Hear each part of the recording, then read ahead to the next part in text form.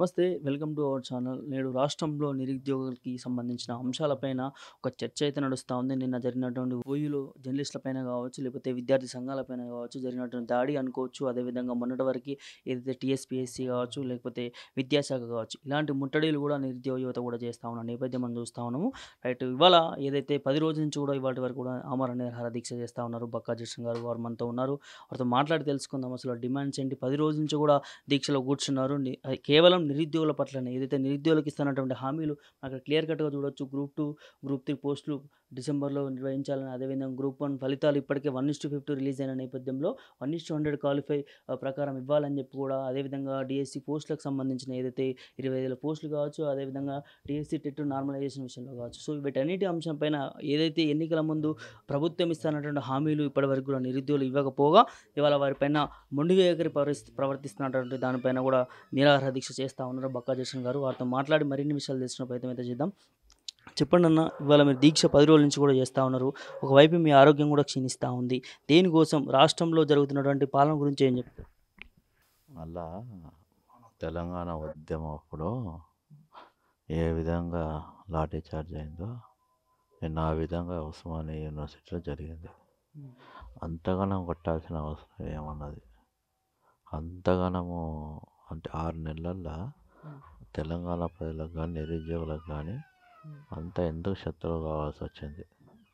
మొన్న ముఖ్యమంత్రి మహబూబ్నగర్లో ఏదైతే మాట్లాడిందో అది పూర్తిగా అది విషయానికి సంబంధం లేనటువంటి ఇది ఇష్యూస్ మాట్లాడాడు.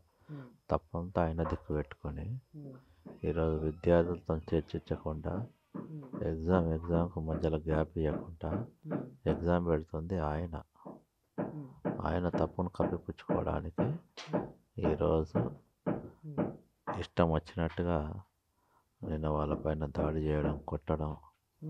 అందుకని నేను ఈ 5 డిమాండ్లలో కనీసం నేను రెండో మూడో అన్న చేస్తాడేమో అనుకున్నా.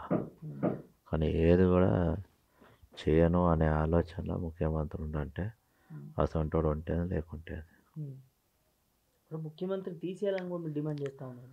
100%. ఈరోజు ముఖ్యమంత్రి నా వెనుక కానీ లేకుంటే నిరుద్యోగుల వెనుక కానీ ఎవరో ఉండి చేయడానికి మాకు అవసరం లేదు. అదేవిధంగా గతంలో మేము 34 ఏళ్ళు పోరాటం చేసినాం కాంగ్రెస్ పార్టీ బ్యానర్ మీద. నువ్వు 10 పార్టీలు తిరిగి వచ్చానివి. రేపటి నా టార్గెట్ ముఖ్యమంత్రిదే. బ్యానర్ ఇంతకుముందు లేకుండా మీరు అబ్జర్వ్ చేయండి. మహబూబ్నగర్లో అది మాట్లాడినాక కొత్త బ్యానర్ చేయించిన ముఖ్యమంత్రి అంటే రాజీనామా చేయాలని. ఈ నిరుద్యోగుల చేయబట్టి ఈరోజు ముఖ్యమంత్రి అయ్యాడు. ఆ నిరుద్యోగుల సమస్యలు తీర్చకుంటే వాడు ఉంటేంది లేకుంటేంది. వానికి నాకు మర్యాద ఇవ్వాల్సిన అవసరం లేదు ఇక. కాబట్టి నెక్స్ట్ ఈ 5 డిమాండ్లు తీర్చకుంటే నెక్స్ట్ 1 స్లోగనే ఉంటుంది తెలంగాణలో. రెండో స్లోగన్ ఉంటుంది, ముఖ్యమంత్రి దిగిపోవాలి. 6 నెలల్లో 1 ప్యాక్ చేసి పంపకుంటే అర్థమైందా? మా దీక్షకే అర్థం లేనట్టు. 6 నెలల్లో రాసుకో మీరు. 6 నెలల్లో రేవంత్ రెడ్డి అంటే నిరుద్యోగులకు న్యాయం చేయకపోతే దిగిపోయే అవకాశం ఉంటుందంటే?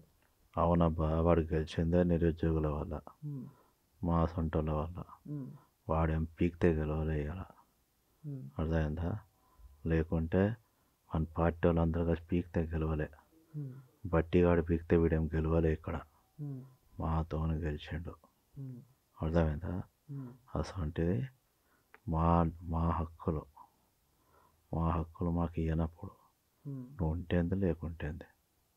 బహిరంగ స్టేజ్ మేము అన్నకు మేము అనువదులుతామా? చెప్పులు ఇసిరేపిస్తా. రేపు చెప్పులు ఇసిరేపిస్తా అనుకుంటాడు ఒక 420 గాడు. నెక్స్ట్ ట్రోలింగ్ ఒకటే, ఓటుకు నోటు తీసుకునేటప్పుడు దొరికిన వీడియోస్ మొత్తం ట్రోల్ చేపిస్తాం. వాడు ఏం బిగుతాడో కూడా చూస్తాం. ధర్నాలు చేసే నిరుద్యోగులను కూడా అడ్డ మీద కూలీలు, వాళ్ళు అసలు చదువుకునేటోళ్ళే కాదు, నిరుద్యోగులే కాదు అని చెప్పి మాట్లాడుతూ ఉన్నారు. ఏం చెప్తారు? అదే వాడికి ఇంచపరిచిన గుంపు మేస్త్రిని, గుంపు మేస్త్రి కట్టినే కనబడుతుంది. అటు మా డిగ్రీలు పట్టుకొని రమ్మంటే వస్తాం. వాడు దొంగతనంగా దొంగ లెక్క కాంగ్రెస్ వాళ్ళ చాదకంతనం వల్ల వాళ్ళు ముఖ్యమంత్రి అయినా కానీ సర్పంచ్ కూడా వానికి రాడాడు. అసంటోడి అటువంటి మాటలే వస్తాయి అన్నట్లు ఉమ్, చెప్తున్నా కదా. నెక్స్ట్ ఇవాళ 10వ తారీఖు అయినా జీతాలు ఇవ్వాలి ఉమ్, టీచర్లకు, గురుకులాలకు. ఉమ్, వాడో లీడరు, వాడో సీఎం. ఉమ్. మరి గొప్పగా చెప్పుకుంటారు కానీ ప్రజాపాలన మాది బొంగుల బొంగుల పాలన అంటారు దాన్ని. ఉమ్, దీన్ని బొంగులను రెచ్చగొట్టిండు. ఉమ్, మన సంగతి ఏందో కూడా చూస్తా నేను. ఉమ్, అదేందో ఎవరు అవసరం లేని ఒక్కం జాలానికి. ఉమ్. అంటే బక్కా జయసింగ్ గారు రేవంత్ రెడ్డి పైన పర్సనల్ గడ్జి పెట్టుకొని ఇదంతా చేస్తా ఉన్నారు, దీక్ష నిరుద్యోగం రెచ్చగొడతా ఉన్నారు కొంతమంది నాయకులు అని చెప్పి కూడా అంటా ఉన్నారు కదా, ఏం చెప్తారు? నేను గతంలో ఎప్పుడు సింగిల్గానే కొట్లాడినా. నేను నిరుద్యోగులను వాళ్ళని వీళ్ళని ఎంబడి పెట్టుకొని ఎప్పుడు ఇవన్నీ వాడుకోలే. ఉమ్, ఎప్పుడైనా ఒంటరి పోరాటమే నాది. ఉమ్, ఇవాళ కూడా ఉంటారు.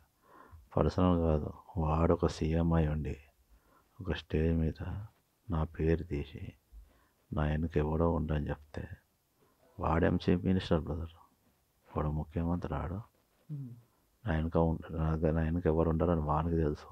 ఉమ్, వాడు దొంగ.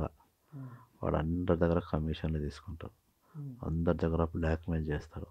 ఉమ్, ఇప్పటికే నాకు తెలిసి 50-60 వేల కోట్లు ఆల్రెడీ దంచేసిండు. ఉమ్, అర్థమైందా? వాడు నా గురించి మాట్లాడే స్థాయి అది కాదు. ముఖ్యమంత్రి అయితే కావచ్చు, మేనేజ్మెంట్ చేసుకుంటే అయ్యిండు, ఉమ్, పైసలు ఇచ్చేయండు. ఉమ్, అర్థమైందా? అంతేగాని ఆయనకింత సునీల్ కలుగొలుగాన సొంటని మేనేజ్ చేసేయండు. ఉమ్, అర్థమైందా? వాడు దొంగ, వీడో దొంగ, దొంగలంతా కలిసి ఇక్కడ చేరి తమాషా చేస్తుండ్రు. ఉమ్, నెక్స్ట్ స్లోగన్ ఒకటే, ఈ డిమాండ్స్ నెరవేరకుంటే రేవంత్ రెడ్డికి డైరెక్ట్ చెప్తున్నా, 6 నెలలను తీపియకుంటే ఇది నీ అయ్యే పార్టీ కాదు, నువ్వు కోడంగల్కి తెచ్చుకొని పెట్టుకున్న పార్టీ కాదు. ఉమ్, నువ్వు బీజేపీలో పోయినావు, బీఆర్ఎస్ పోయినావు, అన్ని పార్టీలో పనిచేసి వచ్చినావు. నేను టీడీపీకి వెళ్ళి పోయినావు, టీడీపీ వాళ్ళ బోట్లు నాకుతావు నువ్వు. మేము అట్లా కాదు, ఒక పార్టీకి వెళ్ళి బయటకు వచ్చినామంటే కామ్గా ఉన్నాం, కండువ కప్పుకోలే. అసలు లప్పుడు కాడు నా వెనుక బీఆర్ఎస్ ఉందంటాడా? రెచ్చగొట్టి 5 డిమాండ్స్ ఫుల్ఫిల్ కాలేదనుకో, సింగిల్ డిమాండ్ ఉమ్. రేవంత్ రెడ్డి కాటా అంతే. అంటే ఇంకోటి మొన్న ఏదైతే పోలీసులు ధర్నా విషయంలో కావచ్చు, నిరుద్యోగులను అరెస్ట్ చేసే విషయంలో కావచ్చు, లేకపోతే వాళ్ళపైన లాఠీ చార్జీలు కావచ్చు, ఒక మహిళ పైన కావచ్చు, మొన్న కూడా మిమ్మల్ని కూడా ఏదైతే గాంధీ హాస్పిటల్కి వెళ్ళినప్పుడు మిమ్మల్ని కూడా అరెస్ట్ చేయడం కావచ్చు, అన్నింటిని ఎట్లా చూడవచ్చు నా పోలీస్ శాఖ? దాకానికి పోయి మాట్లాడతామని చెప్పిండ్రు ఇంటెలిజెన్స్ వాళ్ళు, కనీసం రాలే, మళ్ళీ మాట్లాడలే. నన్ను చంపాలని చూస్తుండ్రా? మరి ఎవరిని ఎందుకు పెట్టలే ఇక్కడ? కాదు, ఎవరికి నేను చెప్పినా మీకు? కాదు సార్, నేను మీకు చెప్పినా? మనిషి చస్తానే చూస్తారు, దాకా తీసుకపోతారు. నేను మిమ్మల్ని అంటలేను, మీరు ఎంప్లాయీస్. ఈ టైప్ నేను చూడలే. ఈ గవర్నమెంట్ తెచ్చిందే మేము. అర్థమైంది? దాకాకు పంపుతామని చెప్పి మాట్లాడతారు. ఇప్పటిదాకా మందులు తెప్పించుకొని ఇప్పుడే ఇంగ్లీష్ మందులు వేసుకుంటే తిండి తింటలేను, ఇంగ్లీష్ మందులు తింటే సస్తానని చెప్పి హోమియోపతి మందులు తెప్పించుకుని ఇవైతే వేసుకోవచ్చని సంపాలని చూస్తుంది గవర్నమెంట్. వస్తారు నెక్స్ట్ అయిపోతాను, ఇంకా హోమియోపతికి తెప్పించుకున్నా. మనిషిని చంపుతారా? దవాఖానా తీసుకపోమంటే తీసుకపోతామని చెప్తారు, కళ్ళల్లో ఏలు పెట్టి చూడమనా అని.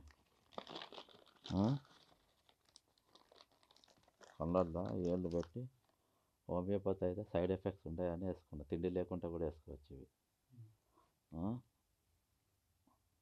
ఇంత భయంకరంగా ఉంటే గవర్నమెంట్ ఎట్లా చెప్పు? ఎవరు పర్మిషన్ కావాలి? ఎవరిని పర్మిషన్ అడగా, ఇది నా ఇల్లు, బరాబర్ వస్తారు.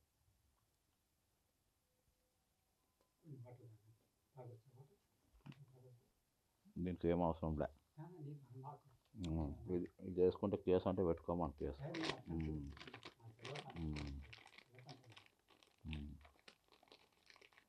దీనికి నీళ్ళు అవసరం లేదు, తిండి అవసరం లే. లేదు ఇవి వేసుకోవద్దంటే విషయం ఇచ్చి చంపమండి. బాగా అనిపిస్తుంది సార్, నేను మర్చిపోయాను దవాఖానా, డాక్టర్ని తీసుకొస్తా అని చెప్పి ఇయ్యాది మళ్ళీ కనవాళ్ళే ఇంటెలిజెన్స్ వాళ్ళు.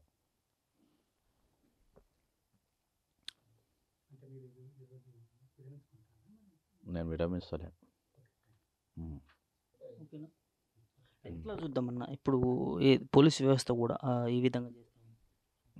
పోలీస్ వ్యవస్థ కూడా నిరుద్యోగుల పైన కావచ్చు, లేకపోతే అందరి మీద ఒక చట్టవిరుద్ధంగా నడుస్తుంది అనుకోవచ్చు. నిన్న జరిగిన చూసినగా ఇప్పుడు మీరు నా డాక్టర్ తీసుకొస్తానని చెప్పి పోయినరు, మళ్ళీ ఇప్పుడు వచ్చిండ్రు. అంటే ఏమవుతుంది, ఏం సాధ్యత కావని ఆ టైప్లో ఉన్నారు వాళ్ళు. అర్థమైందా? నా విల్ పవర్ చాలా మంచి గట్టిది. 36 ఫ్రాక్చర్లు అయినా కానీ బతికిన నేను. వాడేమో అనుకుంటుండు ఇదేమన్నా ప్రజాస్వామ్యం ఈ విధంగా ఉండదు. కాంగ్రెస్ పార్టీ ఎప్పుడు ఇటువంటి ప్రభుత్వాన్ని ఎప్పుడు అందియలే. అర్థమైందా? విజయభాస్కర్ రెడ్డి గారి పీరియడ్లో సారా నిషేధం ఉద్యమం చేసి సారా నిషేధించండి ఆయన. అర్థమైందా? అంటే మాటలకు గౌరవం ఇచ్చండి ఎప్పుడైనా డిమాండ్స్గా.